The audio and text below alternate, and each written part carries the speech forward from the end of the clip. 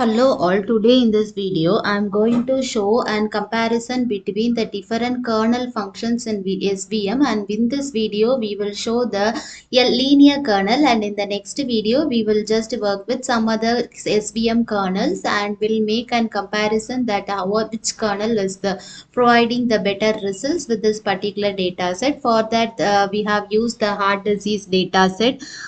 This data set we downloaded from Kaggle. We just used a heart disease prediction from Kaggle dataset download. In that case, you will get the dataset. So initially, you have to load the dataset. Our dataset is having nearly 14 features.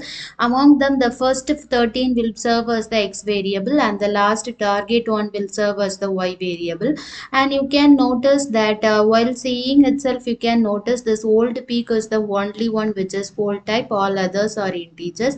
So while getting the data, you can also notice that float is old peak is the float type and all others are integers, and then we are just checking that whether the data set is having any null values. Since it is not having null values, we are not working with any pre-processing functions. If it is having any null values, means we will be working with pre-processing function. And the shape of the data is 1025 and 14 features. Then we are getting a graph by using the target variable. Target variable is having nearly two classes like zeros and ones. We are making a graph like how many zeros and how many one are found in the target variable. Then by the use of the train test split function and the x variable and y variable, as I said previously, the first 13 values we will be using for the x variable, and the last one variable, that is the target variable, we will be using for the y values. By the use of the x y variables and the train test split function and the test size is 0.2, that is 20% for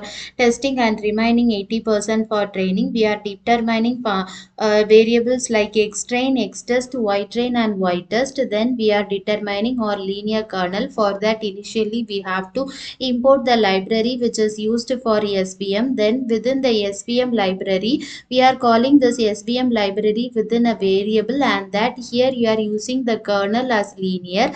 Then that variable we are using to fit the function and the predict function. Fit function is used for training and predict function is used for testing. By using fit function, we are using the variables of x train and y train, and within predict function we are using the x test variables. Then we are getting a variable got predict SVML. This variable we will be using to display the confusion matrix. So this is the confusion matrix for this linear SVM kernel. You can notice that we have given the x label as a predicted values, y label as actual values, and the title as confusion matrix. Then we are also displaying the classification report. You can notice that we have got nearly 84% accuracy with linear kernel.